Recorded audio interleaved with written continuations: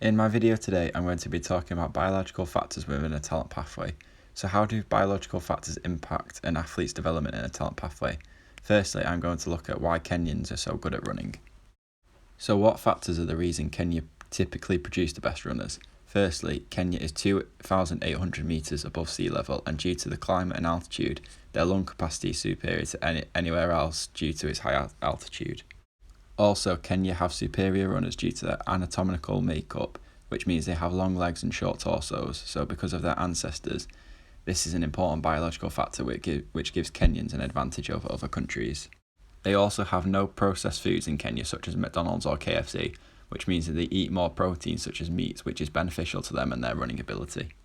In addition, for a Kenyan, they are taught from an early age to use their biological advantage to run for the financial rewards that come with it, as the annual income in Kenya is $800, so from a young age you either study or you run. Kenyans are also typically the best runners due to there being less pollution in the air in Kenya, and also due to the environmental factors in Kenya. Due to there being no crises in Kenya such as Chernobyl, there is no radiation, so when Kenyans reproduce, they won't be affected by radiation either, which is another biological advantage. Furthermore, with the environmental factors, there is little to no facility such as gyms or places to train, so their training is running in the environment. Furthermore, there is no transport in Kenya such as trains, and there are very few to no cars, so the only way to get around is to walk or to run. Especially for children getting to school, they will have to run a long distance every day. Moreover, 81% out of 404 professional Kenyan runners had to run or walk a considerable distance to and from school every day. The facts on the previous two slides showing why Kenyans are good at running are found in Engel 1977 and Gagne 2003. I have two pieces of research to support this to show that one is not a biased article, and with one being published 23 years ago, I found a more recent and potentially relevant piece of research. While Kenya produces some great runners, most of their most successful runners come from a tribe called Itan. Itan produces the best runners in Kenya due to it being such a high altitude in Kenya, which increases their lung capacity, and also people in the tribe reproduce to create great runners, and their biological characteristics will be passed down to create another great runner. So where is the evidence to suggest Kenyans are so good at running?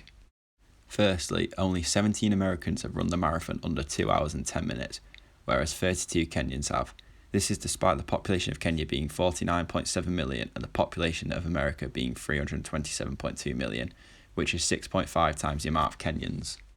Furthermore, America is one of the richest countries in the world, and they provide their athletes with the best training facilities and monitor them closely with personal trainers to improve every aspect they can, but Kenyans are superior due to their biological characteristics.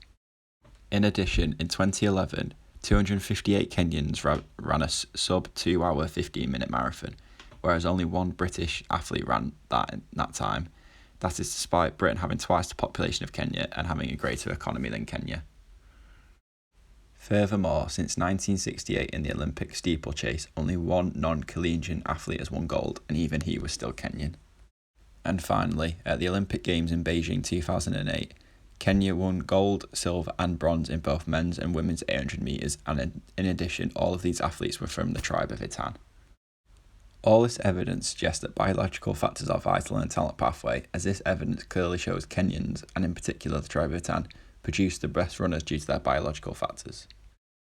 Sometimes the biological factors are missed out in nurturing talent in the development stage, and biological factors along with psychological and social factors are vital for talent development, as stated in Abbott et al. 2005. In the next part of this video, I'm going to talk about can you be born too late to win?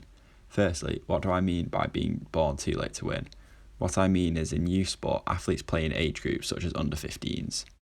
However, within those age groups, there can be a 12-month age gap between the oldest athlete to the youngest athlete, as one child could be born on September 1st, whereas someone else within their age group could be born on the 31st of August the following year, so the athlete born on September the 1st has had an extra 12 months development from the other athlete. This therefore makes them a more mature, stronger and faster athlete than their counterparts, as stated in Mush and Grodin 2001. However, they would play in the same category. For example, here is a graph of the relative age effect of young football players across Europe at under 15s, 16s, 17s and 18s found in Helson et al. 2005. The graph shows that all countries other than Spain have more quarter one athletes than any other, and they are all between 30 to 50% quarter one, whereas no country has higher than 20% of athletes in quarter four.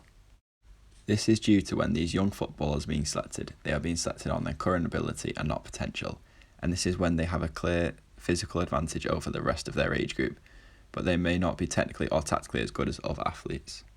This is particularly a problem in football due to how popular and valued the sport is, and because of its high degree of competition, as stated in Cobley et al. 2009.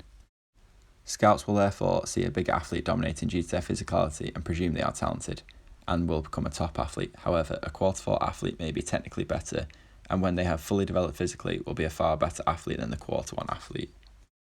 The pressure is therefore on coaches and scouts to identify their talented athletes and not take size and strength into consideration, as some athletes are late developers.